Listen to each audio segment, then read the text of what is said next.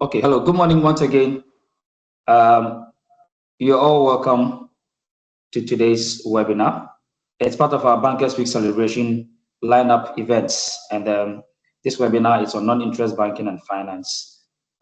This year's theme is on building future-ready banks, ethical leadership, sustainable finance, and currency amid currency disruption. And we thought that we'll do have this discussion around non-interest banking and finance to um, expand our horizon as we prepare to welcome this new uh, side of banking in the country. And so I wouldn't want to waste much time. We have all our panelists ready. And so without wasting any more time, we've done exactly 10:05, just like we promised. And so I'm handing over the mantle to our CEO. But let me welcome all council members who are on the call without any specific mentioning. All our fellows, all our members, all our stakeholders who joined across the globe, you're all welcome to today's event. So CEO, if you can hear me, I'm passing over the baton to you to engage our audience. Ladies and gentlemen, please welcome our CEO, Mr. Robert Jatto. Thank you. Thank you very much, Yusuf. Please confirm if you can hear me clearly. Loud and clear. Yes, we can hear you. All right. Excellent. Thank you. I see Mr. Christian Mortis hand up, but I suspect that has gone there now. So once again, thank you very, very much for joining us this morning at Challenge Your Bankers Ghana. Our mandate is to promote the study of banking, but also regulate the practice of the banking profession in Ghana. And that's a mandate we have under the Challenge to Your Bankers Act 2019, Act 991. Let me seize the opportunity to welcome our council members once again. I see Vice President Togbi Esiama Krakani V on the line. I see Madame Rosamond Amo, our former council member is here, Sina Kemagati, and all fellows of the Institute, welcome, and non-members as well. We are extremely grateful that you could join us this morning. The purpose of this thought leadership event, as Yusuf mentioned, is to really bring awareness and education, which is part of our mandate, right? So it's a thought leadership event, and this is the third of such thought leadership events that we are holding this year. If you recall, in January, we held a thought leadership event on developing T-shaped HR professionals in finance. And then sometime thereafter, we had a very interesting thought leadership conversation on cryptocurrency, digital assets, and the Ghana gold coin. And today, we are zooming into non-interest banking. And for us, it's exciting times to have this conversation, given the direction of travel on this. And as Yusuf mentioned, this forms part of our Bankers Week activities, the first being the Sports for Life, which happened last weekend. Today, we are holding the thought leadership on non-interest banking. Next week, Tuesday, we have our National Banking and Ethics Conference. So let me seize the opportunity to invite all of you. Thereafter, we'll have the Governor's Day. And so watch this space. We're also running a number of financial literacy programs across a number of secondary schools. I believe on the 5th, we have Accra Academy. The 6th, we have on the 14th, we have Sweden Business School. And so please join us as we take financial literacy to secondary schools across the country to help our younger brothers and sisters. It's our reasonable commitment as an institute to the UN Sustainable Development Goals. And I believe today's topic, which is non-interest banking, fits right into that as well. So let me take the opportunity to welcome our panel members. We have on the panel today, Sina Kamagasi, who is the executive head for retail banking. Sina, please confirm if you can hear me. Hi, good morning, live and clear. Excellent. Senake Magati is the Executive Head Retail Banking at GCB Bank PLC. We also have on the call with us today, Mr. Atahiru Macedo. I hope I'm getting the name right. Atahiru Macedo. He's the Managing Director, CEO, 117 Capital Limited in Nigeria. Atahiru, please confirm if you can hear me. I can hear you loud and clear. I'm going to have another system of mine, which I also wanted to have access to as a speaker. Thank you. Excellent. Thank you so much for joining us. We also have Dr. Shaibu Ali. Dr. Shaibu Ali is the Director General, Islamic Finance and Research Institute of Ghana. Dr. Ali, please confirm if you can hear me. Mr. Roberts, I can hear you loud and clear. Thank you. Excellent. We do have on call today, as part of our panel members, Mr. Kwame Abe. Kwame Abe is the Deputy Managing Director of Société Générale in Ghana. I like to say Société Générale, which sounds more like French. Kwame, please confirm if you can hear me. I can hear you loud and clear. Good morning, and good morning to everyone. Good morning. Good morning. Again, thank you for joining. We have, last but not the least, Professor John Gachi. I know he's in, I do hope that he's been able to join. Prof, please, if you're here, just confirm if you can hear me or hear us. Okay, so I'm sure Prof is in the process of trying to join. As soon as he does, I'll let you know. So once again, our panel members, and let me say with apology that it would have been nice to have a female panel member. We've tried as much as possible. I hope I won't be accused of lack of gender balance here, but we tried our very best. We're not successful. So please accept this panel as we go into the conversation on non-interest banking in Ghana. And the way we want to run this, there is a short presentation just to set the context for this conversation.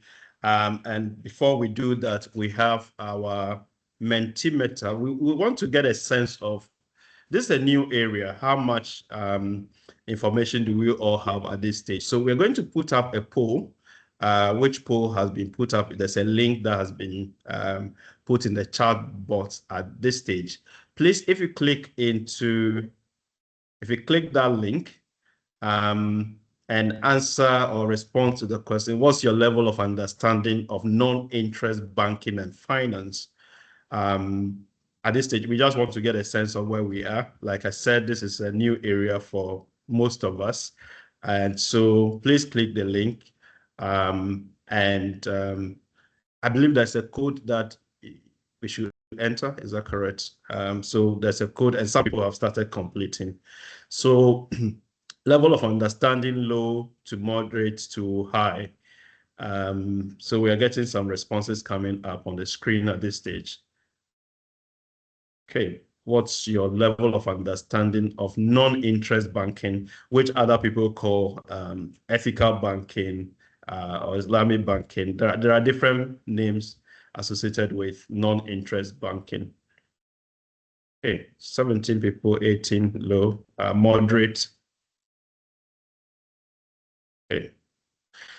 We have at this stage over 260 people joining us today. We know that a lot more will join. So let's get some more responses from you before we zoom in. And Dr. Tahiru will be handing over to you shortly so that you have about 10 to 15 minutes to share with us just high level context to this conversation, right? Well, it's quite evident that we have a second question which is coming up pretty shortly, but what this is showing is that we all have some capacity building or awareness. And to be honest, if you are here on this call today, you are in the right place because we are all here to learn. So if we put up the next poll, there's a second poll that is coming up pretty shortly. And that question is, how willing are you to engage in non-interest banking products and services? In other words, if a bank introduces this in Ghana today, what's your appetite for taking advantage of this? Now, I'm conscious that you have low level of understanding, but we want to gauge willingness to or appetite for non-interest banking and finance in Ghana.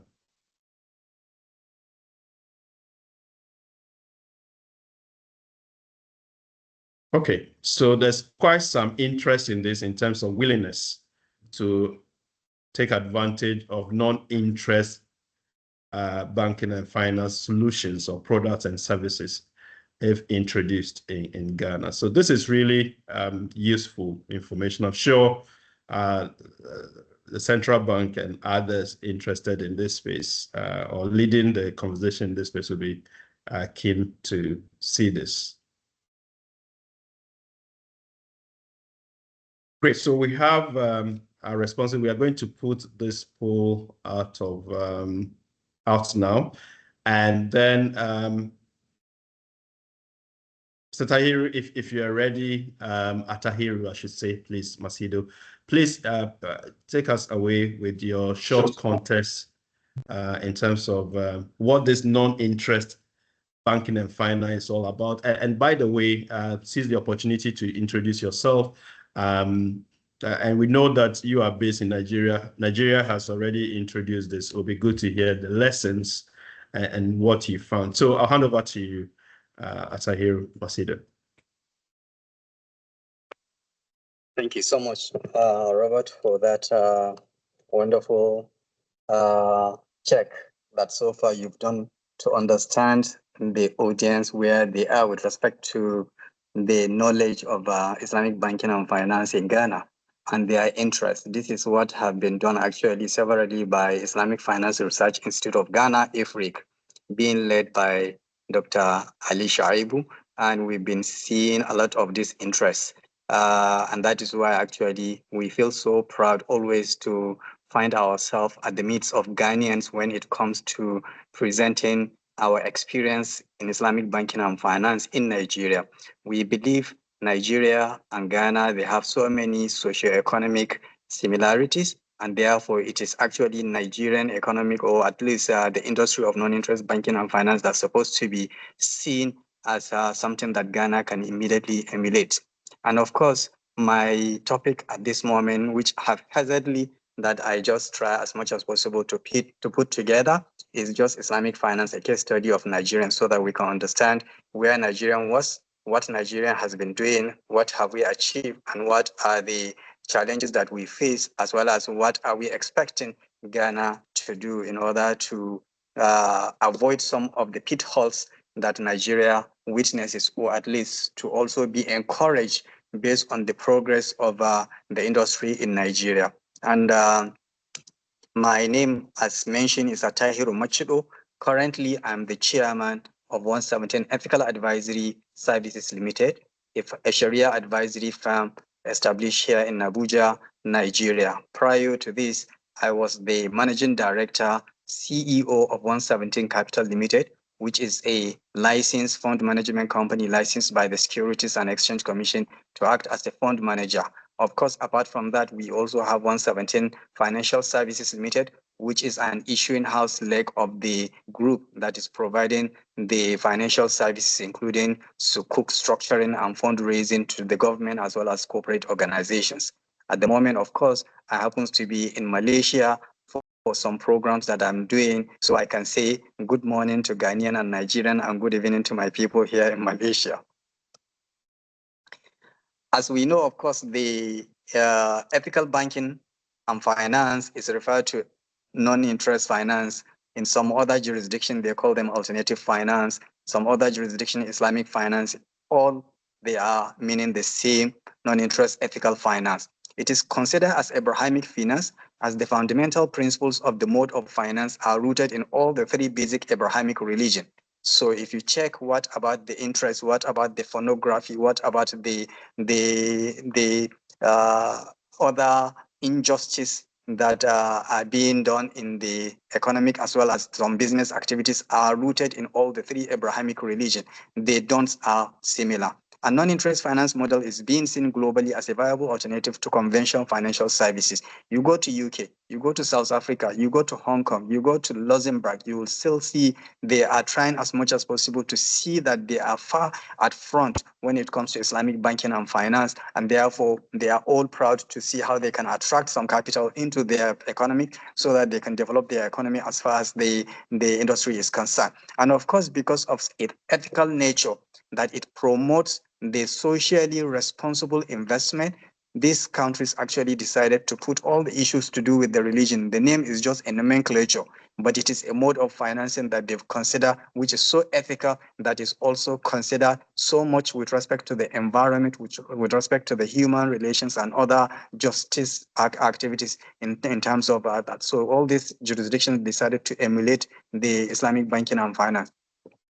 Globally, non-interest finance is accepted as commercially and economically favorable mode of finance. It has been recognized by IMF as well as the World Bank. London is trying as much as possible to be the global gateway of Islamic banking, has been established in 2004, and many other banks are there just to be the global gateway for the European activities of the industry. The Vatican also, we've been hearing, even recently, the current Pope actually gave a very good comment with respect to the Islamic banking and finance, saying that it is closer to the people than actually the conventional. It is better to make sure that when we are doing in any jurisdiction similar to what we have in Nigerian, regulations must be there. However, non-interest finance can only survive in jurisdiction with specific legal and regulatory framework, which is the stage at the moment where the Ghana is. Mr. President has already given a marching order to the Bank of Ghana and the other regulatory bodies to make sure that they come with the guidelines, with the framework that will make actually this industry to thrive, so that it can come on board and it can be established, and the banks can start coming on board to see how they can do to also contribute to the development of the economy. All countries that we know, Western country, Eastern country, African countries that embrace non-interest finance, they've started with developing clear regulatory framework to accommodate the finance model, because it is different from the conventional. In conventional, we know that what they have is loan. Usually a bank can only give you loan, cannot go and do a trading. But in non-interest banking and finance, loan is not allowed, it's not permitted. So it has to be trading that you are going to do with the banking. So the mode of financing is different. So you have to learn how to do that. In terms of the regulatory framework will aid in creating the enabling environment so that people can know how they are going to deal with respect to this particular industry. It will also, formulation of guidelines will be provided by all the relevant respective regulatory bodies. It also institutionalized a non-interest governance framework to know that what kind of governance structure is it going to be. Is there going to be an advisory council of experts for the Bank of Ghana? Are there going to be advisory council of experts externally for respective individual banks? Are they going to have a unit as a department in the banks that are going to make sure that they are doing what is right when it comes to this particular mode of financing? Also, it also developing capacity for effective supervision of the newly created industry, introducing liquidity management instrument for the growth and profitability of the industry. Immediately we pass this particular stage, definitely the Bank of Ghana must come up with the liquidity management instruments that will make sure that the institutions that are going to get licensed as banks, they are competing with their conventional banks. Because in conventional bank, if you give him CDs today, they will immediately put it into the treasury bills before they get anybody to come and finance it. But when it comes to non-interest banking and finance, they don't have that kind of treasury bills, so they have to actually rely on either liquidity management instrument that will be provided by the Bank of Ghana, or somehow how they are going to do the interbank liquidity management instrument. It will also facilitate integration of non-interest finance into the mainstream financial services industry, and also creation of awareness to achieve higher level of acceptance of non-interest finance, and thus higher level of financial inclusion, as we've been seeing what Bank of Ghana is doing to make sure that they create actually this awareness. When it comes to the Nigerian experience, which I want to actually proudly always present, is to know that once upon a time, we are just like where Ghana is. When we have our Banking and Other Financial Institutions Act provided a clause and some acceptance of the non-interest banking and finance. But that is only what we had then in 2000 and around 2000. And as a result of that, a bank called Habib Bank decided immediately to use that opportunity to apply for the non-interest bank, and they were given the licenses to act as a non-interest bank. But there wasn't any framework actually to support the operations of this particular Habib Bank. So Habib Bank was not able to actually, how are they going to get the money? How are they going to ring fence this particular money that's supposed not to commingle with the interest bank? What are the governance structures? Were all not there in the BOFIA, but Habib Bank was given, and they were not able to see much of the day of the light. And as a result of that, they were not able to go further. But around 2003, 2004, another milestone actually happened where a company called Jais International PLC decided to promote the Islamic Bank, and they came to the market, in the capital market, and they raised capital. But unfortunately, the capital of the bank then was 2 billion naira. Jais Bank came and raised 2.5 billion naira. And unfortunately, that was the same time that actually the Central Bank of Nigeria decided to raise the bar of the minimum capital from 2 billion to 25 billion. And as a result of that, Jais Bank was not able to get that license because the capital has been raised for almost more than what they can. They came and raised 2.5 billion, and they have to now come back and raise another 22.5 billion for them to get the license of a minimum of 25 billion. So they were not able to see the light of the day until when the entire banking model was restructured in Nigeria. The same 2005, Securities and Exchange Commission Nigeria established a committee trying to see how they can promote the capital market in order to get these particular funds that are coming from the other people that are ethical investors. And that committee was headed by SD Ekini, who was the director in charge of Securities and Investment Services in Nigeria, Securities and Exchange Commission office. And around 2010, we also witnessed the establishment of Lotus Capital, which was given a license as the first fund management company licensed by the Securities and Exchange Commission to act as the Sharia compliant asset management company. This particular Lotus Capital got licensed in 2006, and they also launched a mutual fund called Lotus Capital Halal Investment Fund in 2008. They equally came up with the Lotus Capital Islamic Index around 2009, and then Islamic funds rules by the Securities and Exchange Commission started to come. So you can understand that even though the Lotus Capital was given a license, also Halal Fund was licensed by the Securities and Exchange Commission, but all that period was not, Securities and Exchange Commission was not able to release the Islamic funds rules, but yet they gave approval for the Halal Fund to start. And they used that experience to come up with the mutual funds rules and regulations that they've issued in the market in 2010. Around from 2010 to 2015, we witnessed Central Bank of Nigeria non-interest financial institutions guidelines, which actually gave way for Jais Bank to immediately, that Jais International Bank, to now apply for the bank to become Jais Bank because of the restructuring that the Central Bank of Nigerian guidelines came up with. Islamic IBTC also came up with the Islamic banking window. It's joined also an association of the regulatory authorities was formed called Joint Committee on Alternative Finance that comprises the Central Bank of Nigeria and the Securities and Exchange Commission and other regulatory bodies to also provide at least an avenue where the federal government of Nigeria is going to have alternative financing for infrastructure. And also Nigerian Stock Exchange also collaborated with the Lotus Capital to form the Islamic Index, which is the first equity index that we have and also the only equity in Nigeria. Sukuk and Takaful rules and regulations was issued by the Securities and Exchange Commission and the Nigerian Insurance Commission respectively. Then when the Sukuk rules and regulation was issued out by the Securities and Exchange Commission, that is when we started witnessing the first public Sukuk issued by Osun State government in 2013, October precisely. And of course, that is the beginning of the Sukuk issuances. Then all other things actually started to come. But however, within that period also, the Securities and Exchange Commission decided to come up with the Capital Market Master Plan for 10 years, where they want to actually have at least 25% of the market capitalization in Nigeria to be at least to come from the non-interest banking, non-interest instrument. and that is where we are still trying to see how we can get it. Now, to date, SEC has been doing the roundtable. FMDQ listing came up. Nigerian Sukuk rules was issued by NGX. FGN issued 7 Sukuk so far. PENCOM, also pension fund administrators, issued multi-funds where pension fund administrators must have a non-interest fund so that the contributors can also request his pension fund administrator to be part of that particular non-interest finance, if a non-interest pension, if he wants. Family homes, some issuances of Sukuk also came up, such as Family Homes Funds Limited, which is a company incorporated by the federal government of Nigeria to promote the affordable houses. They came and issued Sukuk of 30 billion twice. Then Lagos state government also came, Taj Bank, they came to raise additional tier 1 capital in the banking industry, where recently they came to raise 20 billion, which is the second series, and they were able to get 57 billion.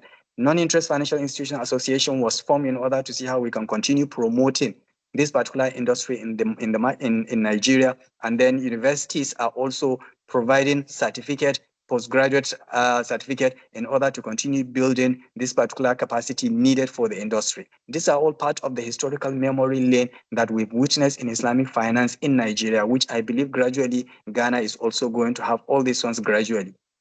Now look at so far the result that we have as a result of all the regulatory framework that we have.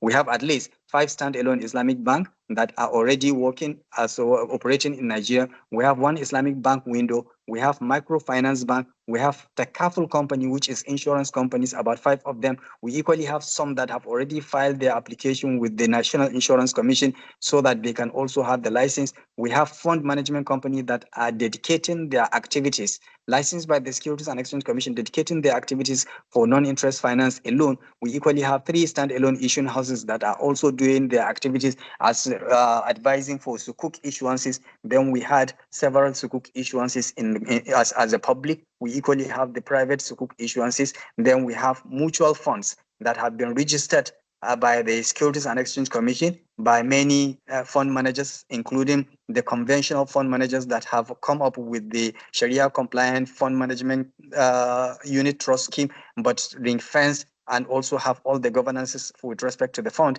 And we equally have the Islamic Research, Islamic Real Estate Investment Trust Scheme by Chapel Hill, Denham, which is Enrich. These are all the result of the regulatory framework that we provided, as well as some push in from the industry that we are having. So Nigerian is really benefiting extremely well when it comes to non-interest banking and finance.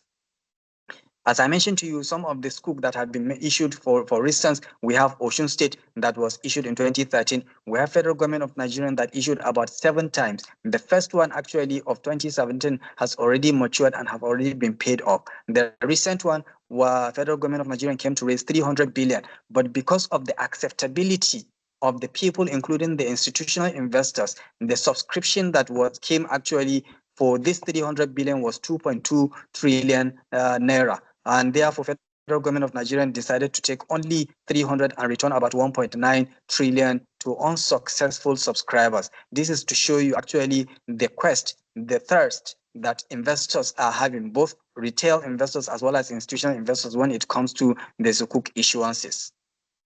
We equally have, like I mentioned to you, Family Homes Funds Limited for affordable houses. They came about twice. Taj Bank, they equally came about twice in order to raise their respective additional tier 1 capital. Lagos State also came, and we had several other states that came for private issuances. As I'm talking to you at the moment, we have one of the banks that are also trying to come for the additional tier 1 capital. We have some state government, about 2 of them that I'm very aware of, that are trying to also gearing up to file their application with the Securities and Exchange Commission so that they can also have Sukuk to be issued. We have some banks that are planning actually to file their application with the Central Bank of Nigeria for the license at the moment, which I'm aware about so many of them actually that are planning to do that, and they've reached advanced stages with respect to all that aspect. Some of the guidelines and circular released by the Central Bank of Nigeria are there, guidelines for the regulation and supervision of institutions offering non-interest financial services in Nigeria, guidelines for the regulations and supervision of non-interest Islamic microfinance bank,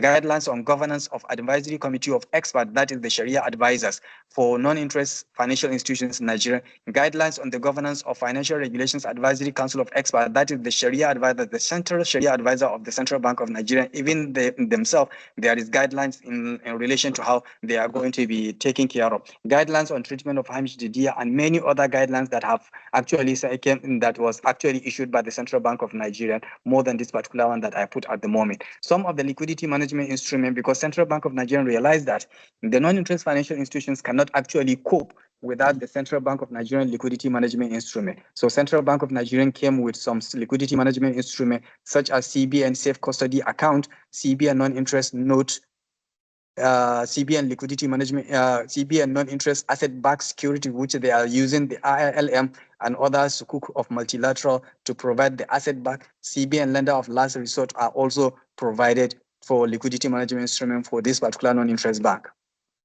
It's not only CBN, of course, even Securities and Exchange Commission, they came up, as I mentioned, with their respective rules that they came up with, which is rules on Islamic funds, rules on sukuk, are all there for the people that are interested to. And also they have their own respective milestone that they've reached. At the moment, we have about 14, 15 mutual funds that are being actually licensed by the Securities and Exchange Commission, and investors, especially retail investors, are enjoying the return from these particular mutual funds. Insurance Commission also actually have their own respective regulations they came up with. In Nigeria, we have the regulations come up with about 3 different modes of takaful, which is the insurance. They have wakala, they have mudaraba, and they have hybrid. What is wakala? A wakala is a situation where the operator, which is the company that is going to do the insurance of takaful, will stand as an agent, while the people that are going to contribute their respective money into the pool will be managed by this particular agent, and therefore, as a result of this, the money belongs to the contributors, not the company. But however, there is a fee that will come to the company, and therefore, if there is anything, the return on the surplus money will go back to the investors. Unlike the conventional insurance, that whether you have problem or you don't have problem, if you don't have problem, definitely the money belongs to the company. But with respect to the takaful, actually the money belongs to the contributors of these particular funds. And therefore, at the end, if there is any surplus, it will go back to them. And maybe with respect to the mudaraba. Some other regulatory bodies also came up with their respective regulations in order to give necessary support. For instance, we equally have our exchanges that came up with their rules. We have the Nigerian Deposit Insurance Corporations that also came up with the rules. Otherwise, it is going to violate actually the principle of non-interest. If the Nigerian Deposit Insurance Corporation, they don't have that window where the money they are going to collect from the Islamic banks are going to be deposited in that particular window to make sure that it's not commingled with the conventional, and the investment that is going to be made with respect to this particular deposit money is going to go through the Sharia compliant issue, not actually the conventional bond and others. We equally have others like Federal Inland Revenue Services, which is the tax authority. They came with their tax contract, where some of the contracts that may have double taxation will be taken care of, and they will consider only one leg of the tax. We have Debt Management Office, which is the government in order to manage all the sukuk issuances of the federal government of Nigeria. We have the ICRC, which is the Concession Regulatory Commission. We have FMBN, which is Federal Mortgage Bank of Nigeria, that also came up with the rent to own as for those people that are interested actually in the Sharia compliant mortgages. We have NMRC that have been gearing up and also building capacity in order to see how they can issue sukuk in order to mop up some of the mortgages that are out there that are Sharia compliant. What are the learning points we can learn from Nigeria? With non-interest finance, Ghana can transparently attract foreign direct investment, can also have finance big infrastructural projects through the issuance of sukuk, improve socio-economic activities, increase economic development and growth, increase internally generated revenue via tax collection of these particular new entities or new organizations or companies or banks that are coming on board, increase financial inclusion to those people that probably because of their values, they don't want to go into interest-based financing, and therefore they are excluded. Now they are going to be included. Reduce budget deficit and debt burden, especially when there are some structures to be made for fundraising through the sukuk that can come up with ours. By integrating non-interest finance in the financial regulations, what challenges can we see? Regulatory challenges, lack of clear regulatory framework, and inadequate guidelines for sukuk issuances. Now we are seeing what Bank of Ghana is doing, what Securities and Exchange Commission is doing with respect to coming up with their regulations before the end of this particular year. So we are hoping these particular challenges is going to be taken care of. Market-related challenges like limited public awareness. Now, of course, our own Chartered Institute of Bankers in Ghana are trying to also follow the footsteps of IFRIC and others to see how they can create this particular awareness. Human resources challenges, shortage of skills, Islamic finance professionals, limited training and capacity building program, which is supposed to, of course, see how we can provide all these particular professionals that are going to provide these particular services. Cultural and social challenges, perception of non-interest finance as Islamic rather than a financial system, resistance from conventional banking sectors are all there. Taxation issue, like I mentioned, in some of the contracts on non-interest finance, they face double taxation. So definitely issue of taxation must be taken care of by the tax authority. To overcome these challenges, Ghana need to establish special committee on non-interest financial comprising regulatory bodies and experts, which Professor Gachi and others have been trying as much as possible to see how they can bring all the regulatory bodies to move the same direction. Capacity building program for regulators as well as professionals, similar to what actually Chartered Institute of Bankers Ghana are doing. Also, I am aware that Bank of Ghana is organizing 1st and 2nd day of December another stakeholders training for 2 days, I think, and provide clear regulatory framework and guidelines. Engage in public education and awareness campaign collaboration with international Islamic financial institutions. These are all things that we're supposed to do. So with respect to the Ghana does not need to reinvent the wheel, as I always said, but to follow similar economies that adopt non-interest finance like Nigeria. From Nigerian experience is something you can learn, and thank God, Professor Gachi, Dr. Ali Shuaib, they are all in Lagos at the moment in attending African Islamic Finance Conference in Nigeria that we are holding at the moment for 2 days, today and tomorrow. This is all to make sure that they actually intermingle. They also have a connection with respect to some others like minds to see what they can learn and what they can bring back to the Ghana Islamic banking and finance. This is where I can say thank you so much. If there is further questions, I'm ready to answer them, inshallah Rabbi. Thank you so much. Robert, over to you. Thank you so much, Tahiru. That was really insightful. I'll just tell myself I won't ask you any more questions because I think this is very clear enough. But thank you very much. Please stay on. The participants or audience may have some questions for you. Let me seize the opportunity, and again, based on what you've shared, a number of things running through my head. There's the regulatory side, there's the business model side or the operating model side of banks, and even the financial model. But there's also the capacity building side. Maybe that's where Chartered Institute of Bankers Ghana comes in. But let me take the opportunity and acknowledge the president of the Chartered Institute of Bankers Ghana, who is on the call with us, Mr. Benjamin Amenume. We also have, so Mr. President, thank you for joining us. We also have Mr. Andy Annan, a fellow of the Institute. We have Mr. Charles Oforiakwa, who is a former CEO of Chartered Institute of Bankers Ghana. I'll say he's the outgoing CEO, actually. And we have Dr. Kofa Hiafo, former council member and also a fellow of the Institute. Bridget Kaminta, I see you're here as well. Thank you so much for joining us, and all the others who have joined us. I'd like to say a big thank you for joining us. We have close to 400 people on the call in this webinar at this stage, and I'm sure there are a number of questions that people will have, but I want to pivot to my panel members, and then we'll open this up for some questions at some point. So please hold your thoughts. Some of your questions may well be answered by the seasoned panelists that we have. So let me go to Dr. Ali. It's interesting what Tahiru has shared with us in terms of the journey in Nigeria, the global relevance of non-interest banking, and the point he made is that this is very much rooted in Abrahamic finance. First time I'm hearing that. So tell us what really distinguishes, if you like, the non-interest banking from the conventional banking as you see it. And you've done quite some work in the Ghana market. So Dr. Lee, use the opportunity to introduce yourself as well, but then respond to the question in terms of what was the differentiator here?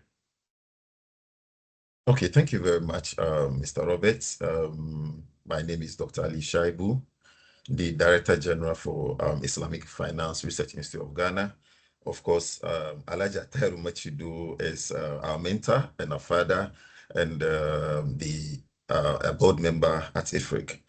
I would like to start with even the survey you started, because somewhere around this year, 2025, somewhere around May to July, we conducted a survey across the country, the 16 region, trying to find out how ready the market is. So I will only touch on the aspect of awareness and the question that we posed out to Ghanaians out there across the 16 region. So this is the question that we pose to our respondents. Are you aware of the introduction of non-interest banking and finance in Ghana? The answer we have is yes and no. Yes, we have 4,160, representing 71.2%. And no, that's we have 1,662, representing 28.8%. Out of, I'm talking about 6,000 respondents across the country. So this should tell you that now Ghanaians are becoming more aware, but the problem is the level of awareness. So the next question is, that we asked was the level of awareness. We have high, moderate, and low. We have high being 1,640, representing 27.9%. Then as well, we have moderate being 2,196, representing 38%. Then we have low, that's 1,968.68, representing 34.1%. So when you combine both the moderate and the low, we are looking at around 72.1%. So that is why I think it's very important Chartered Institute of Bankers and together with like-mindeds have to step up, and as well with other institutions to make sure we educate the people for them to understand what non-interest banking and finance is. So the question again, what distinguish non-interest banking from conventional banking beyond the absence of interest is, I think that's the question, Mr. Roberts. So I think Elijah has already mentioned, when we talk about Islamic banking, when we talk about non-interest banking, in our Banking Act 930, section R, it's already been stated in our Banking Act as non-interest banking. So Ghana and Nigeria, we are all using non-interest banking. Like the way Elijah mentioned, we have alternative names. That is Abrahamic banking. We have non-interest banking. Others call it ethical banking. Others call it, Abrahamic alternative banking and what have you. But I must say that it is not simply a conventional banking without interest. It goes beyond interest. Because fundamentally, non-interest banking is different. Non-interest banking has its own model. And its model is enshrined in three things. One is risk sharing. 2, asset backing, and 3, ethical investing. So let me explain the three, and maybe based on that, you understand what I'm saying. Now, when we talk about risk sharing, or we call risk and profit sharing. In non-interest banking, returns of the bank, as compared to the conventional, it's the return of the bank, it comes from the interest. But when you come to non-interest banking, the earning of the bank is through participation of the risk of the underlying asset or the business the person is going into. So profits are being generated through trading and as well partnership or leasing contract. And when you come to non-interest banking are being dealt, in one way or the other in contract basis. So you heard Alaji talking about contract. It's not like the normal system that we know. It has its own model. And secondly, the non-interest banking, as we are talking about, must be all the time asset-backed. Asset-backed in the sense that whatever you are going to do must have assets involved. For that matter, it's not about giving money and expecting with some interest, expecting a return on it, or giving money out, expecting interest as a return on the money. But there should be an underlying assets, or there should be a project or an activity. I think the third one is ethical screening. Before one can go into financing of any activity under non-interest banking, we must screen it. That is why I like to talk about the Financial Regulatory Advisory Council of Experts of what we have in Nigeria. But in Ghana, we are waiting for the central bank to hear what they are going to come out with. But in Nigeria, we have the Financial Regulatory Advisory Council of Experts. They are going to make sure that what you are going to invest in is ethical. Ethical in the sense that they are not going to finance gambling. They are not going to finance alcohol production. They are not going to finance, pornography activity, and as well, high speculative activities is not allowed. Then the last one that I'm going to talk about is when it comes to non-interest banking, what we normally say is that the person coming on board to do a transaction with the bank see the person as a partner. So everything that you are going to do is going to be based on partnership, and in terms of the profit and loss sharing is going to be something that is going to be predetermined. You are going to discuss it and make sure that this is what you want to invest in. So when you look at all the products, we have like the Musharaka, what we mean is that's partnership. And I think when I'm going to explain deeper, we'll understand why we are saying there should be partnership, just to mitigate risk.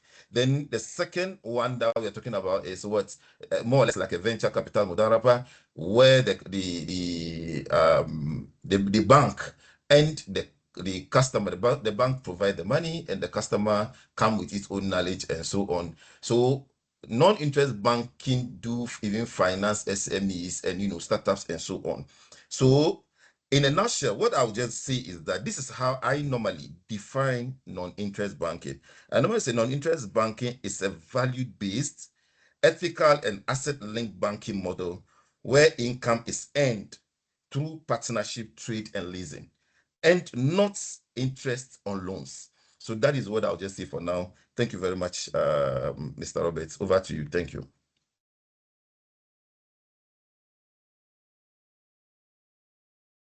Thank you so much.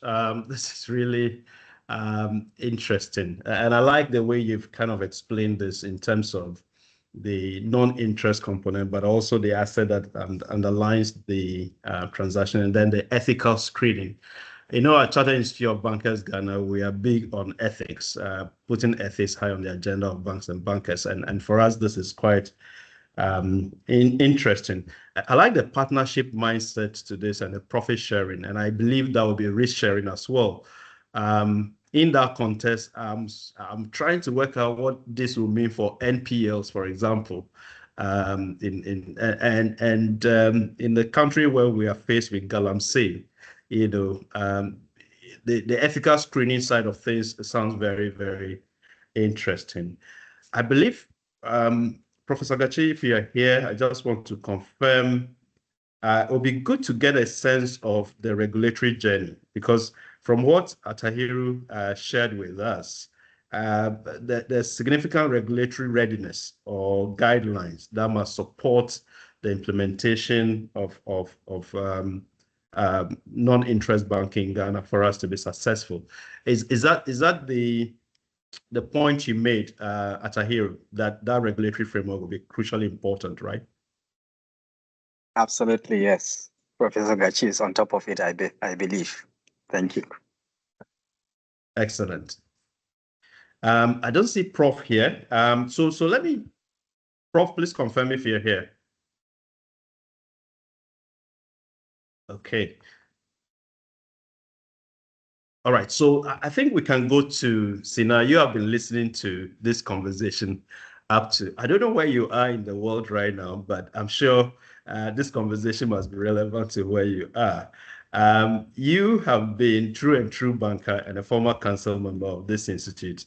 Beyond that, you are the executive head of retail banking for GCB Bank, one of the most systemically important banks. If there is the window approach, which is you do your traditional banking, but dedicate a session of your banking business to drive Islamic banking. I'm sure that will be something that will be of interest to you. Given your significant branch network and presence, I'm sure you see a dimension to financial inclusion in this whole conversation. Seize the opportunity to introduce yourself as well in terms of what you do, but where you see the whole conversation about non-interest banking in our country. Okay, thank you very much. Thank you very much, Robert, and good morning, good afternoon, good evening to colleagues who have logged on to this call. Let me apologize for my voice. I'm treating flu, but it's okay. For me, this whole conversation is like a dream come true, because I remember in 2010, I started a part series publication in the publisher, then with the publisher Kofi Alabi on Islamic banking. This was my own way of researching how to solve some of the problems of the world. And I chanced on Islamic banking. Of course, I'm a Muslim as well. And so it made the conversation very fluid. And more importantly, around the point on ethics. Now, for the conversation around ethics, one thing that comes clear is the standard. Because to say something is unethical, there should obviously be a basis of benchmarking what is actually the right thing to do. And non-interest banking, as we want to call it, but the most popular name is Islamic banking. And so what that means is that the standard for judging what is ethical and what is unethical obviously would come from Sharia, either from the Quran or from Hadith. And then, of course, we have our senior colleagues on call. There's what we call Qiyas and Ijma when it comes to the secondary sources of Sharia. And so all those actually come into the conversation.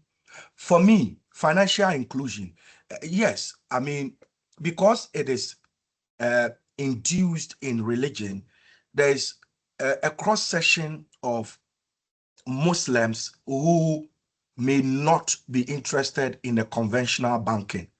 And for that reason, there's some level of exclusion in there. And so if this is a window of opportunity, which would help conventional banks to have another arm that concentrates on non-interest banking, then obviously in the conversation of financial inclusion, every single person counts. Every single person count. And so to the extent that today, I mean, my colleague bankers will tell me that there are some customers of us who have savings account, and when they realize that interest has been credited to them, they actually walk to the bank and tell the bank that they are not interested in the interest and actually be on the bank to reverse. Now, with that background, there's obviously some level of truism in creating this wing, which creates the opportunity for the general masses to be counted in the financial service sector. I say financial service sector because there is insurance, there is pension, and there are a lot more other things. Now, when Dr. Tahiru was doing his presentation, he kept referencing Sukuk. He kept referencing Sukuk. I think from conventional banking, Sukuk is bond. And I am particularly excited about this opportunity because it would help us in solving our natural problems. Now, Ghana exports cocoa. And normally from August towards the end of October, the whole country is in expectation of the cocoa syndicated loans.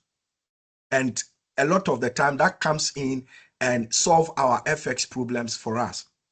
And that is an opportunity for Sukuk if we introduce Islamic banking. Because Dr. Ali Shaibu mentioned the bit about asset back. And so to the extent that you can have a commodity that the investment is going to be backed, and then there are market prices from which the concept of mudaraba, that's profit and risk sharing, can be established. The person who invests in the sukuk knows that I put in this amount of money. This is what it was used for to buy cocoa. This is the current market price of cocoa. And so this is the profit that the bank has made and can get their fair share. But it's, as we know, bankers do financial intermediation. And so regulatory dynamics come in very strongly here. It should be a quid pro quo. The depositors of the fund must have the interest, and then the takers of the funds, that's the bank, must also have the interest. And I think that this is actually in alignment. When Governor Johnson, Dr. Johnson, Esiama took up this opportunity, this seed, there was one comment he made that he is waiting to see a time when interest rate will fall below 10%. And then that signaled that this man had other plans. So to make such a pronouncement at a time when interest rate was hovering around 28, 29, 30, to see it down to 10% meant that we were headed to the non-interest banking and finance regime. And I think that from a financial inclusion point of view, this is the biggest thing that would happen to the country. From infrastructural support, this is going to be great, and I think we should embrace it. Thank you. Excellent. Thank you very much, Sina. Thank you. You are a true chartered banker. And thank you that you saw earlier and acted faster. Thank you very much, Sina. I know that a number of my panelists are hard pressed. Kwame, I'll come to you, but I see Professor Gachi, who is the advisor to the governor on non-interest banking and finance in Ghana, has joined us. It will be good to get his perspective, particularly in terms of the regulatory readiness and preparation. From the presentation earlier, it's quite evident that if this would work, then we need significant regulatory alignment, but also clarity. So Dr. Gachi, why not share with us the journey so far, what you are doing at the central bank, and where we are and what is expected to happen from here. And once again, thank you. Seize the opportunity to introduce yourself, please. Yeah, thank you very much for the opportunity to make a few remarks. I think we are ready in terms of regulatory environment. The regulatory environment has a lot of issue to clear, and that was actually undertaken through an engagement with those who are concerned about the introduction of non-interest banking and finance in the country. And we've been able to meet the non-Muslims, we'll be able to meet the Muslims, and there's a congruence of thoughts regarding non-interest banking in the country. Both Christians and Muslims, traditionalists, etc., have embraced non-interest banking in Ghana.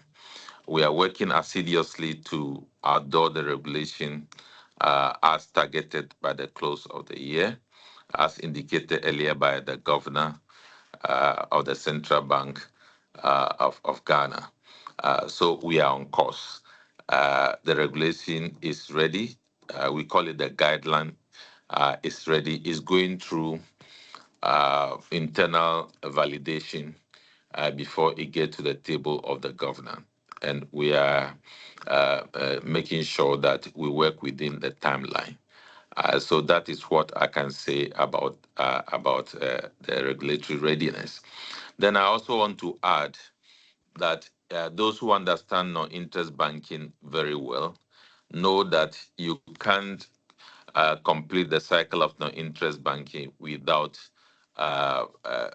Sukuk. That fall under the capital market regulation, and you cannot complete the cycles of discussion in non-interest banking without talking about no-interest insurance or TACAFO. So what we have done is to bring these two regulatory bodies together. So it's like we form a regulatory committee. So the understanding is that by the time that we are adoring our guideline, the Security and Exchange Commission is also ready to adore its guideline, and the same thing applies to National Insurance Commission. So by the time that we adore our regulation, it is likely that SEC will also adore its regulation to cater for capital market activities to take place in the country, so that we can have sources for alternative funding of infrastructure and business development in the country, so that we can also have alternative sources of insurance investment in the country. So this is what we have done, and this is what we are expecting to come out at the close of the year, hopefully. Thank you very much, Prof, for giving us that overview. I'll come back to you with some follow-up questions. But let me quickly acknowledge the presence with us today, Professor Noel Tego, who is an honorary fellow of Challenge Institute of Bankers Ghana, and who has done significant work in the non-interest banking or Islamic banking in his previous roles. So, Prof, thank you for joining us. We also have Clifford. Because I'm far away and my line is wobbling. I don't know if it's wobbling there again. Since it is clear, can I make my further point? Yes, I would allow you to do so, and I know that you're hard pressed for some other things also. So please go ahead, Prof. Yeah, but I think what we have gotten to, we are not undertaking an experiment. No, interest banking is a reality. It is proven in many countries. It is proven in Nigeria. It is proven in Malaysia. It is proven in Djibouti. It is proven in Kenya. It is proven in South Africa. So I want that perspective to be carried out, that what we are talking about is not an experiment, but it's a reality that we want to tap into in the country. And in order to ensure that nobody is shortchanged, we have provided in our guideline what we call a window to allow the universal banks or existing conventional banks to have a branch or unit to deploy non-interest banking financial products and services to the public. As one speaker just said, we have met with some of the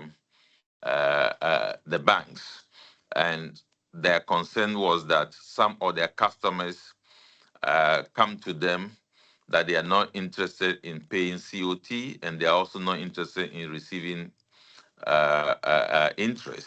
And therefore, they thought that they are going to shortchange when non-interest banking come to be, they will move away from them. So we told them that we have a window that they can tap into to ensure that they have the product that other non-interest banking, fully fledged non-interest banks will be deploying, so that they can keep their customers. So that have been provided for in our regulation. And also we are aware that it's a new industry we are developing. Therefore, we have decided that on the 1st of December, we are organizing a capacity development program for all the banks and some financial institutions, insurance companies, capital market players on the 1st of December to provide capacity building around Sukuk, provide capacity building around product development, and then or capacity build around insurance.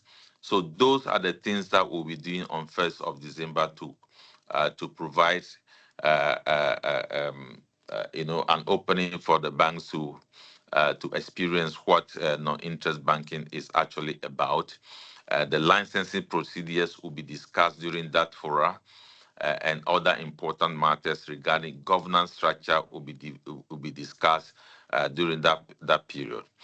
For governance structure, I just want to say clearly that it is a truism that in non-interest banking we have two tiers of governance. One is a normal governance structure we have as captured in Act 930, but we have a second layer of governance that will be seen to the appropriateness of products that are being developed by the banks to be deployed. And in other places, they call it Sharia governance, etc. But we are calling it non-interest finance expert. That's what we are calling it in our regulation. And the purpose is just to ensure that they are able to determine that a particular product is in line with the principle. And then we have another layer of that same governance structure at the central bank level. So these are the things that we have put in place to ensure that the ethical nature is actually adhered to in practicing non-interest banking in Ghana. We have designed it, and with agreement with Security and Exchange Commission that at the central bank level, we'll be using one governance structure that is focused on ensuring that the products are in sync with the principle for now. So these are the things that we have done so far to anchor in appropriate governance pillars for interest banking and finance in the country. Thank you so much, Prof. It sounds like significant work has been done. I like the idea of the capacity building. Of course, Challenge of Bankers Ghana. We can work together. We've already working together with IFRIC, designed some certification program to further enhance and complement what you are doing. So I'll take this offline and engage subsequently to see how we move this forward. But let me clarify something with you. It sounds to me like from a licensing standpoint, there's the window approach and there's the full license approach. Do you want to provide some guidance in terms of the thinking of the regulator in terms of what kind of licenses are you going to issue and what timelines are you looking at, please? Yeah, we are going to issue two types of licenses. One for existing conventional banks who are interested in deploying non-interest banking products and services. That comes under a window. Then we have a full-fledged non-interest banking license. So that when you have that license, all the product you have in your bank, everything is about non-interest banking product. So these are the two licenses we will be giving. And as we have indicated over and over, we are actually deploying this in a secular economy, and therefore there are some rules governing how we undertake these things. For example, we are not expecting that a fully fledged non-interest bank will be having a name that connotes any religion, not only Islam, any religion. So those are the guidelines that we have developed to ensure sanity and to ensure the progress of non-interest banking in Ghana. Excellent. And thank you very much for also sharing with us that you are taking not just a central bank approach to this, but there's also the capital market. You mentioned Sukuk and then Takaful, which is the insurance side as well. Thank you very much, Prof, for joining us. Given your time pressures, and I think we've gotten quite enough from you. If there are other questions that come up later, we'll ship that back to you so that you can respond if you're still available. Okay, so I'm here I'll waiting quickly... for my questions. Sure. Prof, I think you are used to questions. You've spent significant time in the in the university environment. That's just what you do. So excellent. Thank you very much. Kwame has been very quiet, just listening. And Kwame, you have significant risk management background. You are a true and true banker, deputy managing director, also Societe Generale. It will be good to hear from you what opportunities you see for a traditional bank, and I'm calling you a traditional bank only with reference to this new development. Of course, you are a global bank as well, so this may not be new to you. What are the opportunities you see, particularly in our market, but also if you tie that to the risk products that we already have, how are you intending, for example, taking advantage of this? It'll be good to hear your thoughts. Seize the opportunity, of course, to introduce yourself as well. I mentioned earlier on that Mr. Clifford Duke-Mettle, a fellow of the Institute, former president of the Institute, has joined us as well. He's also online. And thank you all for joining us. Kwame. Yes, good morning, Robert, and good morning, everyone. I'm very happy to be part of this. My name is Kwame Abe. I'm the Deputy Managing Director, Support of Societe Generale Ghana. Regarding the opportunities for non-interest banking, there are 6 areas that I would like to speak on. Sina has touched on a few of them, but the first one is on retail banking and financial inclusion. You all bear with me that we have a significant number of people who are still unbanked. And a lot of them, as Sina explained, are some of maybe Muslim brothers, and also some who are ethically against interest banking or conventional banking. And so there remains a big market for these kinds of customers. And the banks must be prepared to offer ethical or non-interest savings and finance products for these kinds of customers. So that's the first group. The second group are the SMEs and agri financing. You bear with me that in our country today, SMEs do not have the normal collaterals to come for facilities. Whenever they have to come for any banking facilities, they are suffering. And the growth of the SME in our country is very, very poor. And that is also impacting on the global economic development. And as you heard from the previous speakers, there are so many products that can help to develop the SME market. I don't want to be too technical, but you have the joint venture and the profit sharing ventures. And these can be used to develop strongly the SME sectors. Then the third one is on the infrastructure and capital markets. Our country has fiscal constraints and high debt servicing costs. We have issues with infrastructure gaps in transportation, housing, healthcare, and renewable energy. And we have issues raising funds to support these sectors. The Sukuk, as they've mentioned, is the Islamic bonds. And these bonds can be raised by the government from Gulf states or other Islamic states to support some of these initiatives.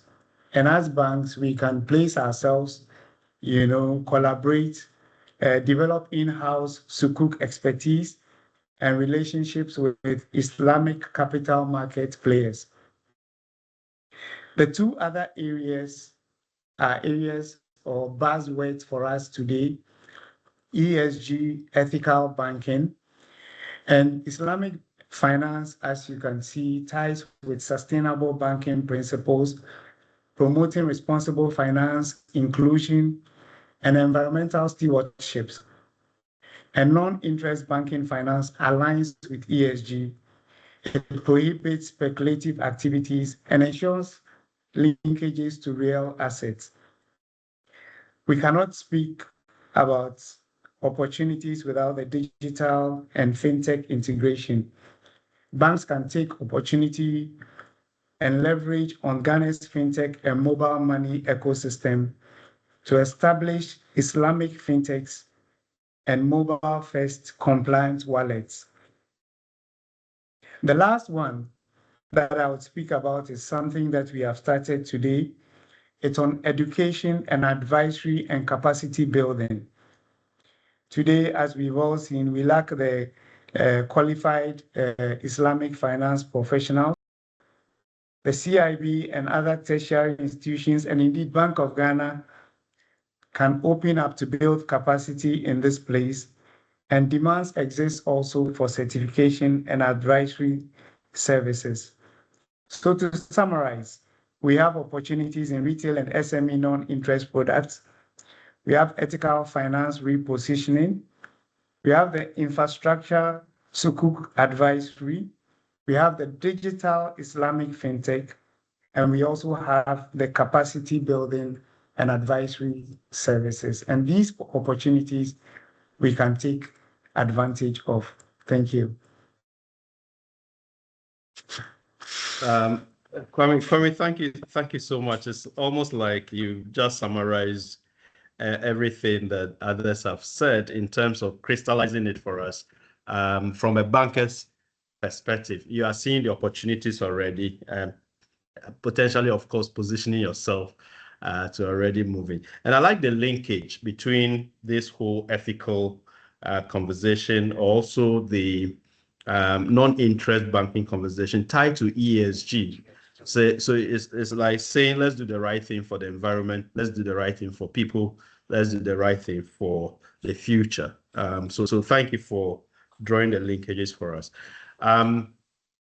We promised that we'll open this up for people to ask questions, and I believe we still have our panel members here. Instead of me asking all the questions, it will be good to give the opportunity. I see Alaji, Ishmael, I believe Ochri, and then we have Shaibu Mustafa Mohammed, I believe.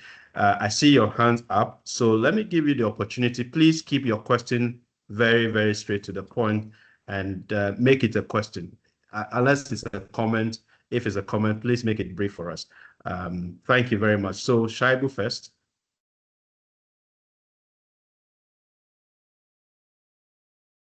Thank you very please, much. if you're on mute, yeah, go ahead. Thank you very much, and good morning to everybody.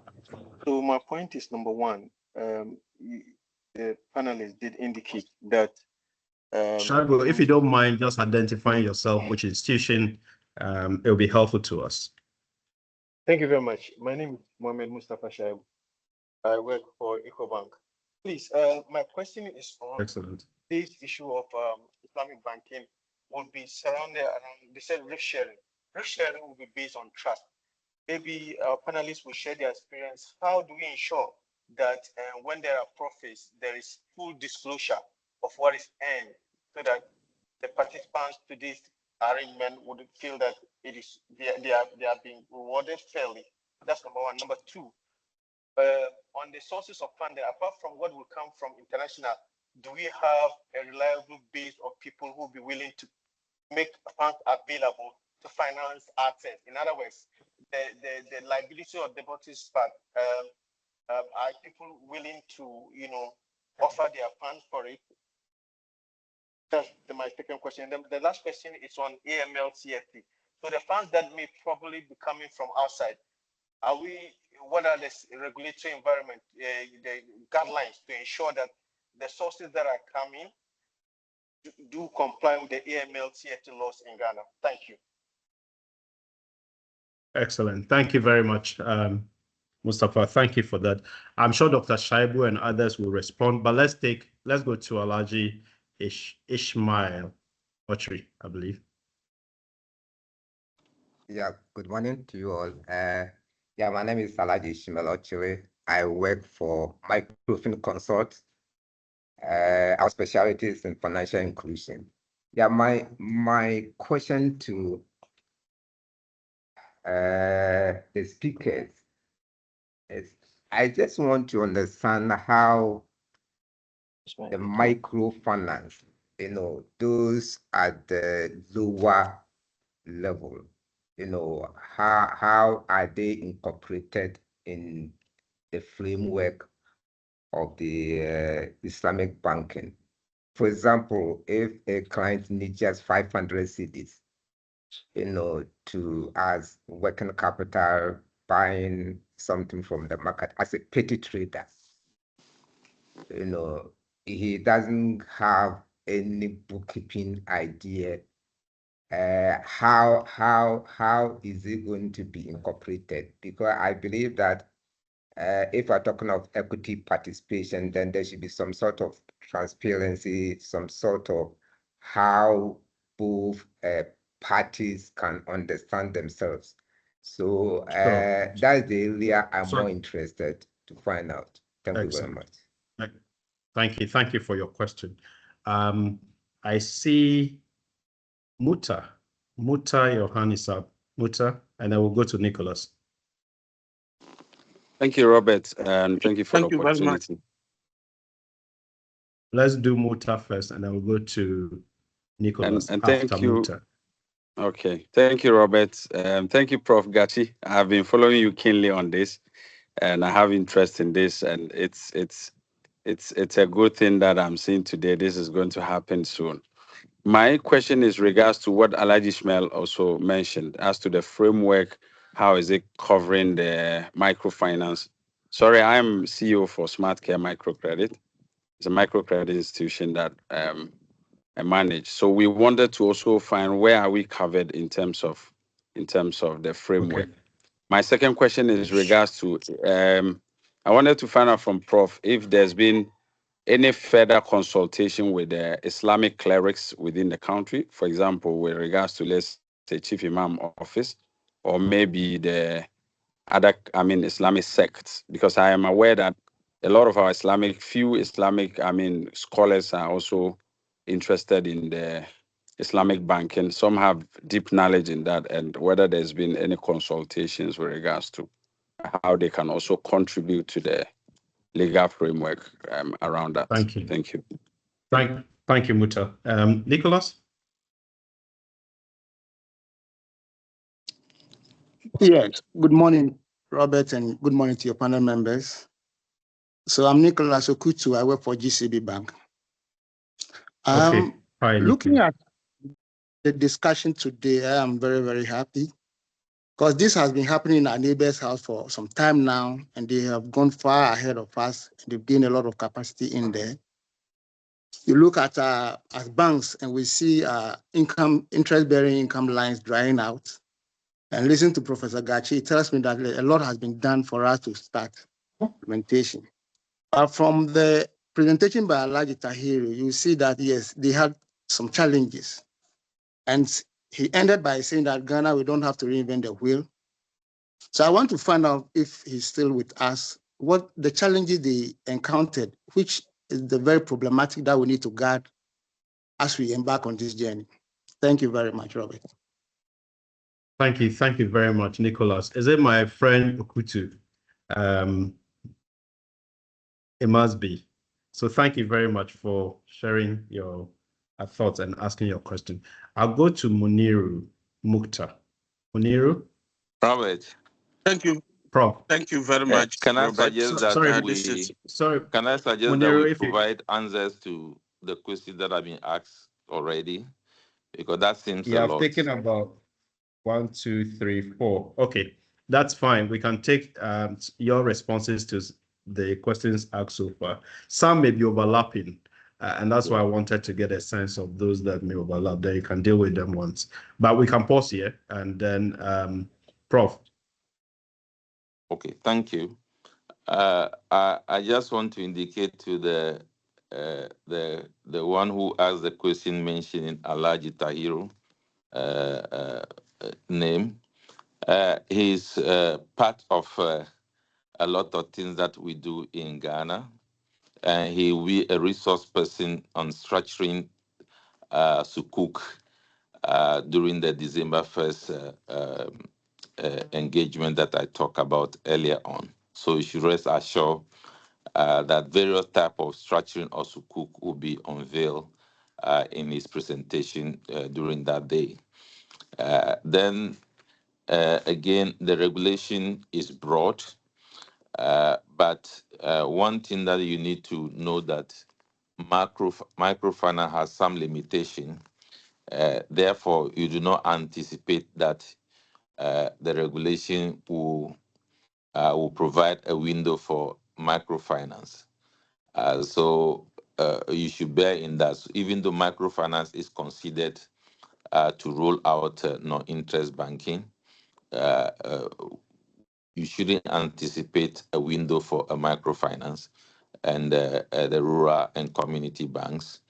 So those are the indications that I can give for now, but they are considered, but they are limited in terms of window in order to ensure that we start well, we have full control, we manage the new industry well, so that we can get the benefit and then escalate it as we go along. So those are the regulatory provision concerning microfinance, rural and community banks. I think that is the question bordering on regulation. If there is any other regulatory question, you can remind me to answer. Yeah, I think the two of them were actually related to whether microfinance and the rural banks are in scope. Yes. Yes. For this. So somebody also talk about AML. AML and others. Yes, those are those are implied. They are traditional provisions in Act 930, so that you will, when we finish with the regulation, you will realize that we keep making reference to Act 930 as the primary document to guide the regulation of non-interest banking. So all the things that the Act 930 talks about managing a bank are all implied in the regulation. So there is a robust mechanism within the bank to deal with those issues, to deal with liquidity management, etc. Even though we know that liquidity management is an area that we flag for continual development and improvement in non-interest banking. But we are lucky that many countries have gone ahead of us. Malaysia have gone ahead of us. Nigeria have gone ahead of us. We have visited Nigeria. We have learned from their liquidity management tools that they have. We've been to International Islamic Liquidity Management in Malaysia. We have gotten some of the liquidity management tools that they have. So it becomes easier for us to deploy those liquidity management tools to make our liquidity management within non-interest banking sector more healthier than those who started ahead of us. So we will not go through some of the hassle that they went through in trying to develop some of these tools. Great. I think there was a question that related to the sources of funding, whether there are local funds versus foreign investments coming. I'm not sure if that's something that would sit with you in terms of response, or any other person can take that. Well, I think the rules are very clear. If you want to set up a bank in Ghana, you need to incorporate. And if you do incorporate, you subject your capital, whether the capital is coming from outside, there are rules governing that. Whether the capital is generated in the country, there are rules governing that. The critical thing is that the capital will have to be scrutinized to ensure that the capital is proper, is coming from a source that is acceptable to the bank. So those measures are already within the management of capital requirement for banks, and so we do not have any issue about that. If you are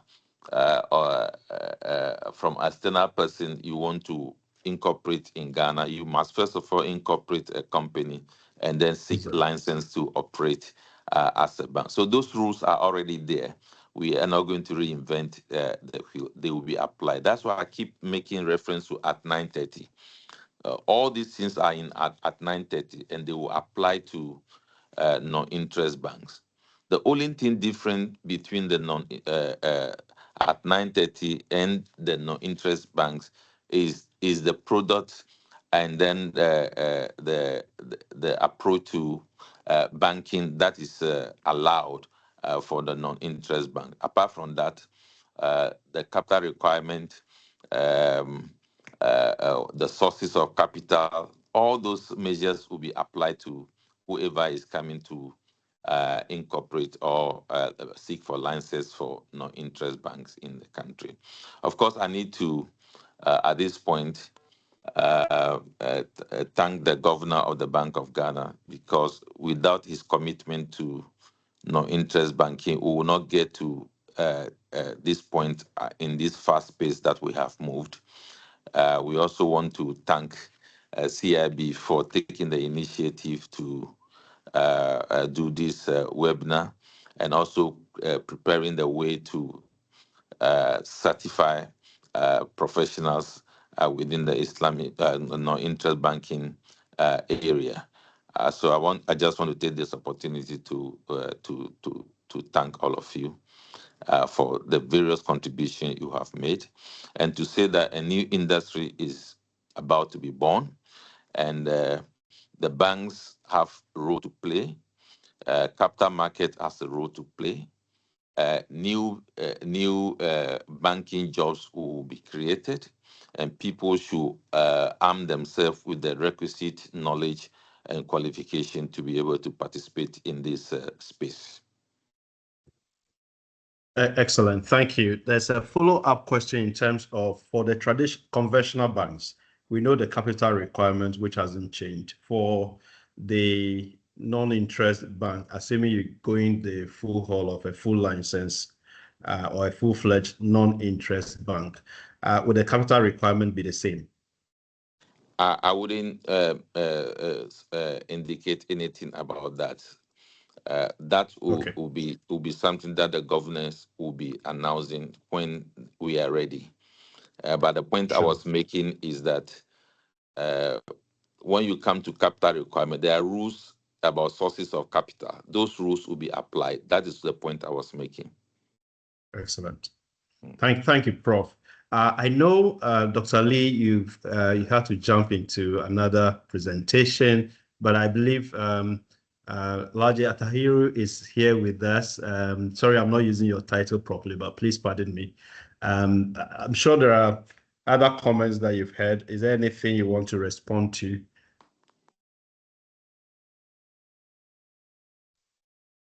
Yes, it's just the issue. No, let's carry on. Dr. Ali, go ahead. You are going to leave soon, so I had so go on. Okay. Very sorry. I would have wished to be in this till the end, but as earlier indicated by Alaji, we are in Africa Islamic Finance International Conference in Lagos here, and I will be presenting late this afternoon, inshallah. And what I want to say is that with regards to the SME, when you look at the models that we have with regards to non-interest banking and finance, SME can find a space. The reason for me saying, or the reason that I'm saying this is, when you look at the model like Musharaka, which is joint, or let's say partnership, or let me even use the one that can easily we can easily see. For instance, when people come to the bank looking for fund to finance their work, or an entrepreneur who is looking for fund to fund its activity, most of the time, a new idea like this, banks don't want to, go into it. The reason is that because of the risk involved. So the banks are very careful. So most of the time, what happens is that they normally go to these microfinance and savings and loans with high interest, and it end up becoming something. But when you look at the non-interest banking and finance model, like Mudaraba, which is more or less like a venture capital, we have the bank and the entrepreneur who have the technical knowledge, and the bank has the funding or the financing capacity. So these entrepreneur will now fall in the bank and have an agreement on what they are going to do. Now, what happened is that these banks are going to, evaluate what the person will put on the table, and the bank is going to participate in the activity. So it's not like the conventional bank where the money is being given to you for you to just leave. Either you've used the money for the right purpose or wrong. The bank doesn't know what it's. The bank does at the end of the month. This is what you are supposed to pay in terms of your principal and interest. So that's where the challenge is. And for some, even sometimes strange reasons, moral hazard and adverse selection sets in, and the money goes off. So in terms of the non-interest banking system, the bank itself is going to participate. So what it means is that it's going to reduce or lower the risk of default. Mr. Robert, you made mention of what is killing us in Ghana in terms of our NPL. Every now and then, I think last week or so, is it last month, there's another, bombshell of another, increase in NPL. So by doing so, at the banking level is going to reduce, even at the country or sovereign level is going to reduce, especially when we are able to kick in the sukuk into the country, which we call the non-interest bond, or what people popularly call Islamic bond. And for that one too, is going to help in terms of infrastructure development and so on. I keep on making reference wherever I find myself. Most of the time in Ghana, when people stand up, we are going here for holidays. You go to Dubai, that's UAE, United Arab Emirates. They have built their country using the sukuk.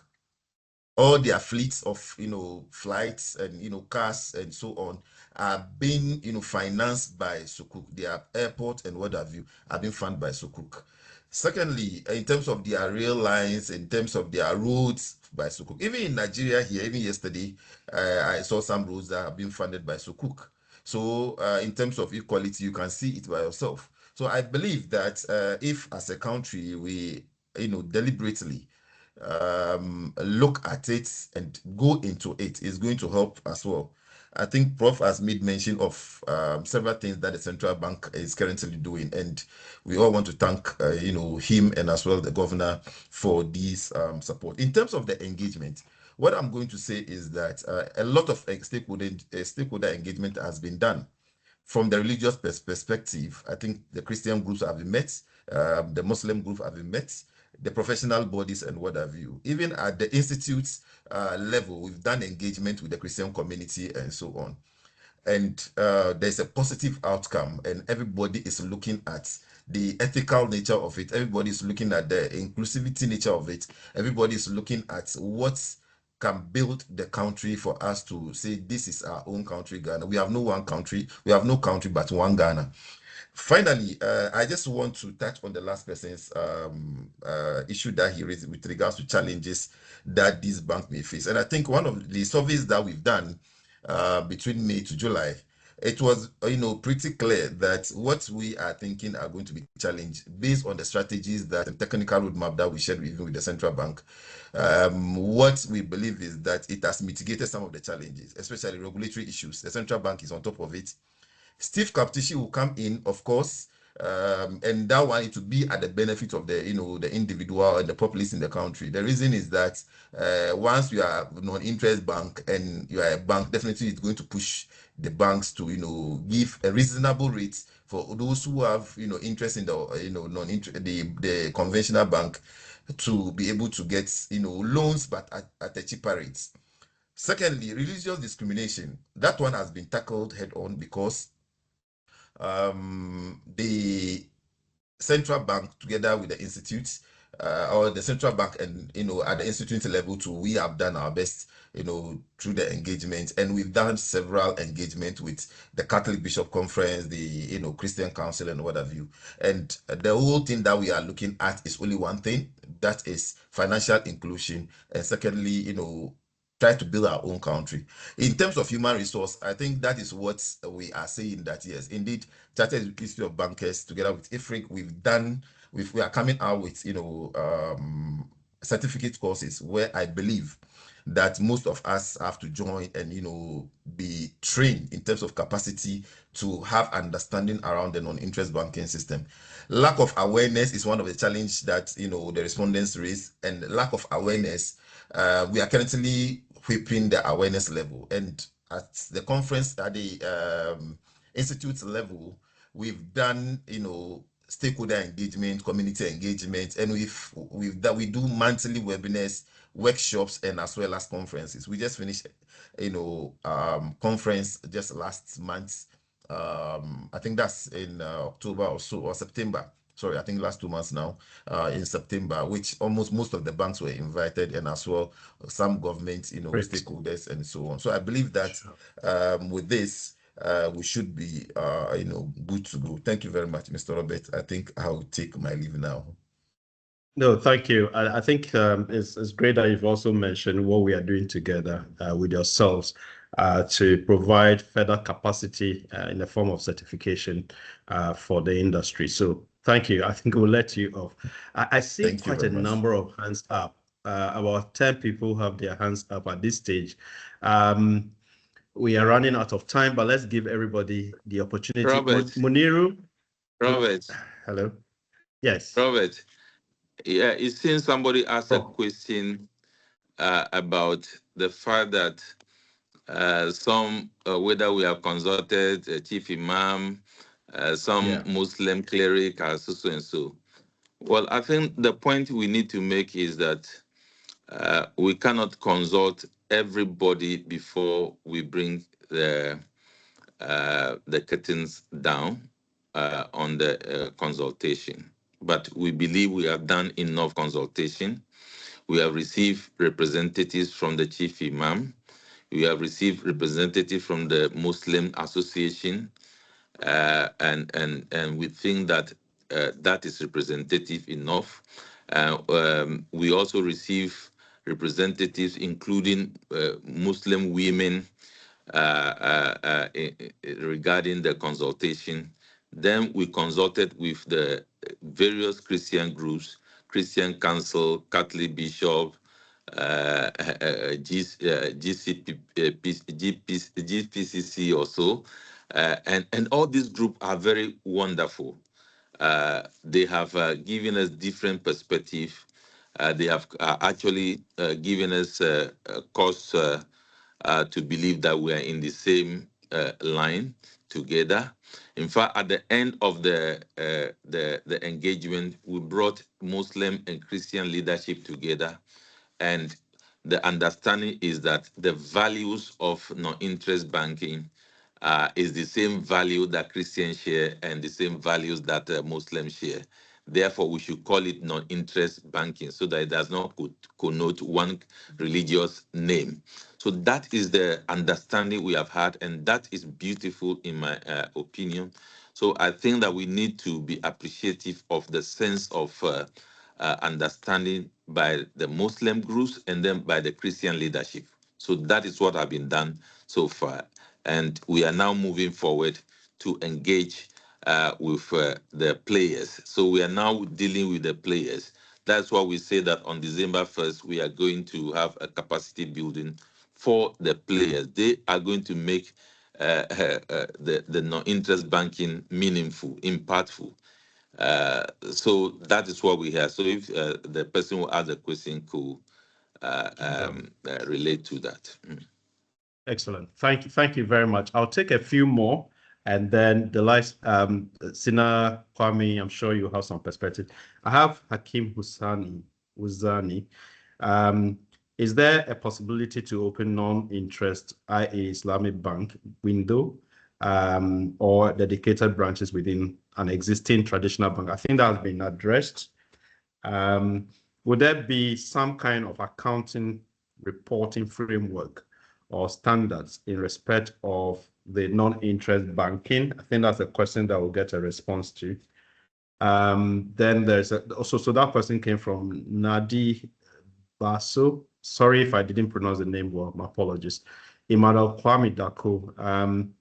The new Act 1032, Development Finance Institutions, DFI Act, should be explored for this banking model in Ghana. Currently, only Development Bank Ghana is operating under DFI Act 1032. Okay, so that's a comment.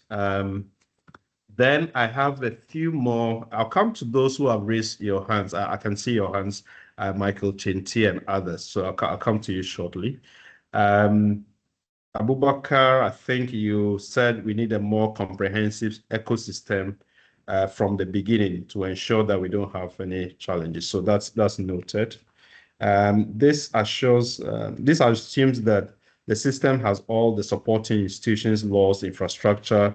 So this is a comment again from Abubakar Yusuf. Noted. Let's go to Muniru Mukhtar. Your hand has been up for a while. I thank you very much for being patient with us. Mukhtar, please keep it short and straight to the point. Yeah, thank you very much, Robert. This has been very insightful. So my question is that if I'm walking into, just for the industry practitioners who are on the panel to just give us some few insight, I'm walking into the boardroom to tell them that we want to do non-interest banking. I think the first question they would want to ask is, how will you make money? Because you say you are not going to charge interest. That is the layman question everybody would want to ask.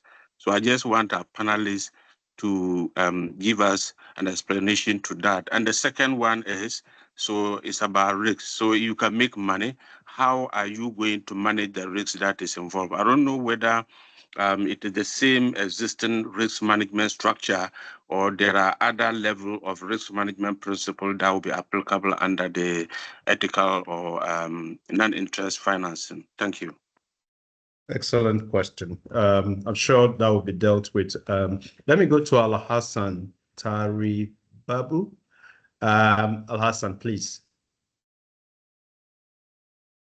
This is Al-Hassan Bashir Taba from Absa Bank. I want to know in terms of the product that will be deployed in this particular banking. Are they going to regulate it, or each of the bank will have designing their own products and services in order to serve their customers? Thank you. Okay, so that's product development, whether the banks will have their own. Okay, I think that's noted. And Kwame, Sina, Alaji Atahiru, Masido, please would like to get your thoughts, but I'll come to you. Let me go to Henrietta. Henrietta, please.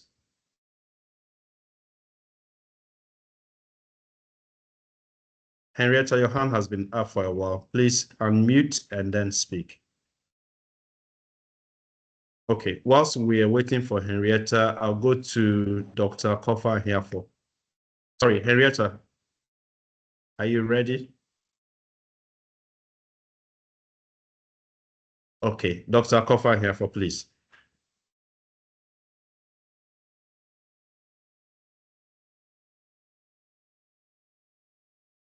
All right, so I see your hands are up. I want to believe you want to ask a question or make comments. I'll go to Isaac Hagan. Isaac. All right, thank you very much, sir, and to all the presenters, and then Professor Gachi. It's also interesting to reconnect here from UCC. My question is, Mr. Atahiru indicated that in Nigeria, non-interest financing also had impact on deposit protection. So to what extent has Ghana Deposit Protection Corporation been engaged as far as the non-interest banking is concerned? Thank you. Okay, thank you very much. Impact on deposit protection and the engagement. Okay, great. So Henrietta, are you able to make your comments or ask your question? And Dr. Hereford. as well. If not, let me go to Alaji. No, sorry, Swalisu. I see Swalisu here. Please unmute and speak. Swalisu, if you can hear me, is there a challenge people unmuting? Please just unmute and then speak. All right, so whilst we are waiting for Swalisu, and then let's go to Mari. Yes. Robert. Swalisu, please go ahead. Right. Thanks so much to all the panelists. Wonderful presentation so far. My first issue is to you. In terms of human capital development, do we have facilities or structures in place to satisfy bankers to undertake the Islamic banking, since it is now coming into the economy?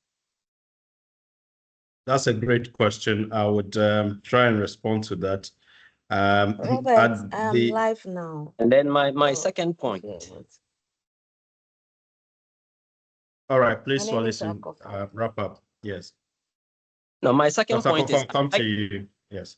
Yeah, I like the concept that banks are going to be given windows to open up the Islamic banking, but I would have thought that once it's a new concept coming into the economy and we want to tap into it to develop the economy, why don't we do a kind of a standalone banking, which will be open up to new investors, so that even if conventional banks wants to go into that, you are given the license, but you are asked to just do a standalone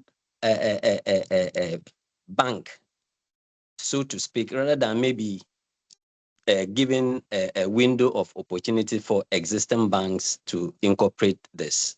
Thank you.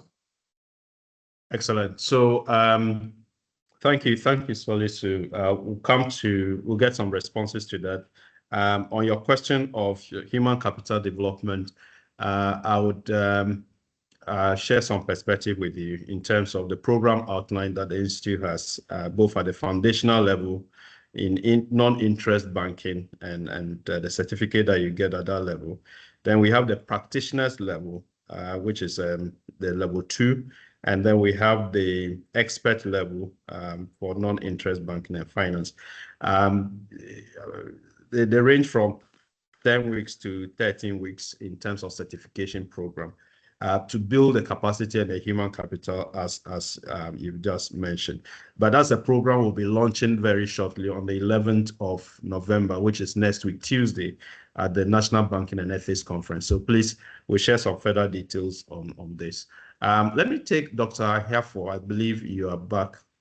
Yes, I am. Please, your comments. Sure. Okay, so I want to thank you for the opportunity and to say that this is one of the very, very relevant webinars that we are having as Institute, and I think it's a privilege to be present and listen to all these very important conversations. I established a branch of microfinance in Nima, operated and closed an institution there, and so some of these discussions that are going on may not seem very practical to a lot of people, but it's a reality that if we are able to really launch and educate ourselves, it will help both the institutions, the individuals, and the entire banking ecosystem. Because when we talk about financial inclusion, we talk about the SDGs and everything. It boils down to people's perception of what banks are benefiting from customers, or to their disadvantage of the customers. But in reality, that is not the case. So bringing this up for discussion and also having courses and human development as part of it is very, very, very, very important. And I just want to congratulate you for coming up with this. Thank you very much. Thank you, Dr. Akofo-Ahiafo, former council member of the Institute. We are extremely grateful that you make the time. Mariam whilst we're waiting for Mariam to unmute, Abdul Razak, please, Swala. If you can hear me, you can unmute and then speak, please. After that, I'll go to Al Pay. Yeah, hello. Hello. Yes, Abdul, please. Thank you for the opportunity. Good morning. So a quick one. I just wanted a clarification with regards to the naming. So what Dr. Gachi is saying, or Prof. Gachi is saying, is that the explicit name will not be Islamic banking for the purpose of we being in a secular environment. But we know the products are basically named in Islamic names. We have the Mudaraba, the Musharaka, and so on and so forth. I don't know how that does not, doesn't that also conflict with the idea of not using the, more so we have Islamic schools, so and so Islamic schools, yet we have, both Christians and Muslims in there. Thank you very much. That's noted. That's a good question. I'm sure Prof would respond to that. But let me quickly take Michael. Sorry, Alpay Limited. I think that's the name of the company. Please introduce yourself, and then we can proceed. Alpay. I'll be going to Michael Chenti shortly. Alpay, if you can hear me. So Michael Chenti, please, you have the floor. And then I'll go to Priscilla Agbabe.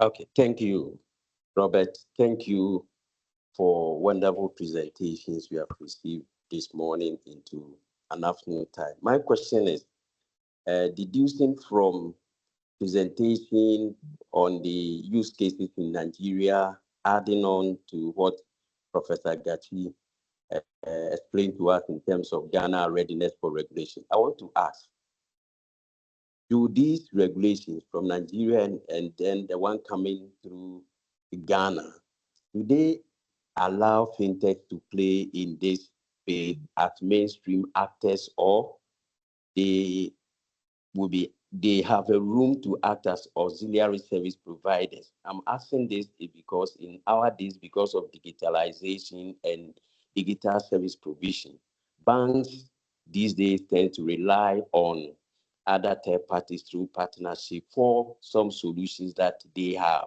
to facilitate our customers' engagement or service delivery. So that's my question. Okay, great. Thank you very much, Michael.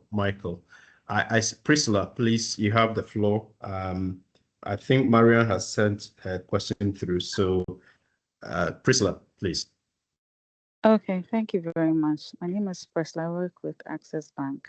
I just have a few things I need clarification on. Usually, in fact, personally, once I hear the non-interest banking, the first thing that comes to my mind is Islamic banking, if I should say. So, what are the plans in place to ensure that that misconception is erased and then the other religions also feel a part of the non-interest banking?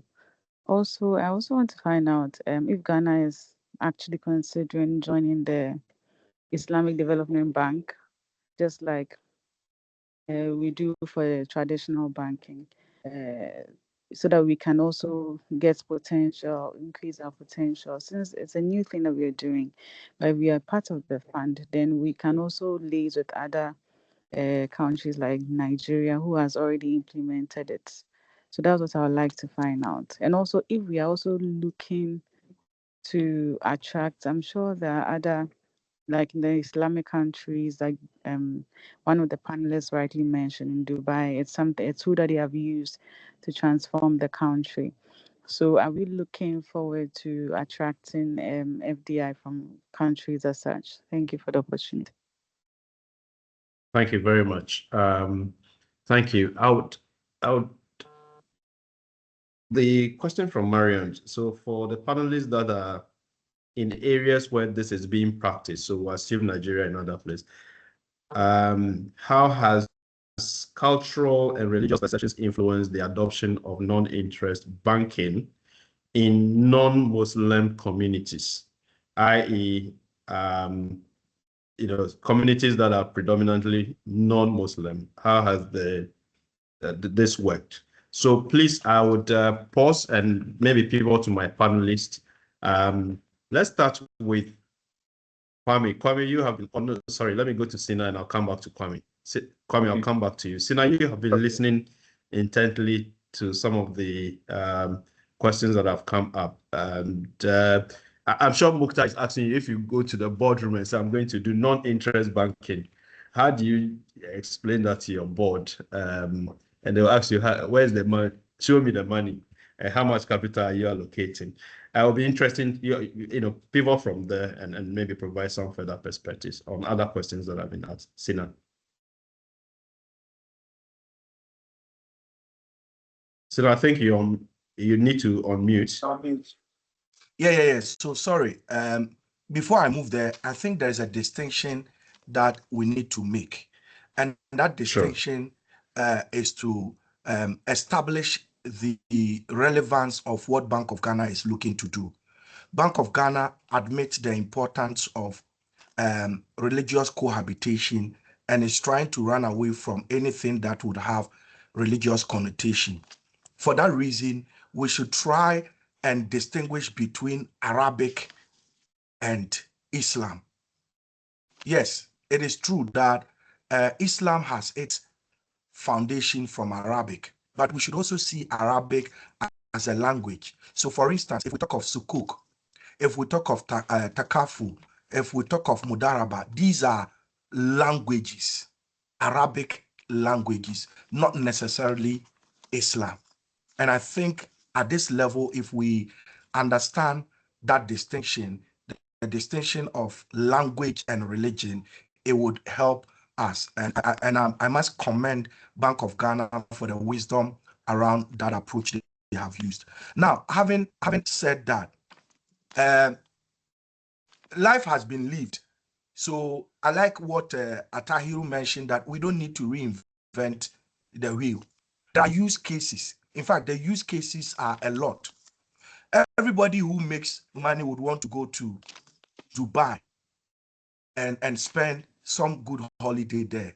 And there's sufficient evidence to establish that Dubai is what it is because of some of these investment sources they have raised through Sukuk, which is a classical bond that has changed infrastructure stories in the world. And so the use case is there. Munir, I don't think you should struggle to make that point at all. Now, having said this, I have heard a lot of comments around directive and the framework and seeking to find out if there are things that are going to be materially different from the Act 930. What I want to say is that the principal legislative instrument for the banking sector is Act 930. All other framework and directives that are generated by the Bank of Ghana would have their support from Act 930. And so every other thing that is a requirement in Act 930 would still be applied in a non-interest banking. And so we should look at, first of all, what constitutes transparency. And that was a question somebody asked, that we talk of profit sharing. How do I know, sitting in, say, Bimbila, that the non-interest banking head office in Accra has made this amount of profit and this is my share of the profit? That is why there is a governance framework. That is why there's a governance framework. And Prof explained that there are going to be two levels in terms of the governance framework. The standard governance structure that exists, and then as per the corporate governance directive, and then there will be the second tier, which is going to be the non-interest banking and finance board, which would look at compliance with all the requirements that are expected of. And so in terms of the transparency and the product prescription and definitions, all that would be in there. For us as banks, like I mentioned earlier on, it is about time we embrace this, because the governor has been clear from day one that he wants a banking system where we would have reduced and affordable interest regime. And he targets that by the time he leaves office, he's seeking to see interest rate go below 10%. This comment was made somewhere in March, and already for those of you who are in the retail space, you see that interest for personal loans are hovering between as low as 13 and 18. That's less than 1 month after the governor made that comment. And so actually, we are not far from realizing this very important target of the regulator. As banks, what we need to do is to embrace it, because there is still a segment of our customers who have long been waiting for this kind of product. And that is where I would commend CIB for putting this webinar together, and also for the launch of the course that you are going to start, I think, on the 11th of November, as you mentioned. I would encourage everybody on the call that this is the new wind that is blowing, whether you would want to take up an opportunity in the non-interest banking or finance or not, the knowledge is still very important. And so let us embrace the opportunity to upskill in this area. It's a business model that would change the fortunes of our country. And thank you once again. And to also ask for the permission to jump onto another important assignment. Sorry for jumping out earlier than closure. Thanks. Sure. Thank you, Sina. We scheduled this to last for not more than 2 hours. I think the interest is huge. With your permission, if we may go maybe 15 past the hour. My apologies. Kwame, you have been very quiet, and I don't feel I've been very fair to you in terms of so it's your turn. If you can respond to some of the questions that have been asked and your own point of view as well. Just on the continuation of the question of the person who asked about the walking to the board and then saying that his bank is going to enter into the non-interest banking. From Professor Gachi's submission, if you are operating under a window, you have to invest in a core banking system. The accounting is very different from the way we do the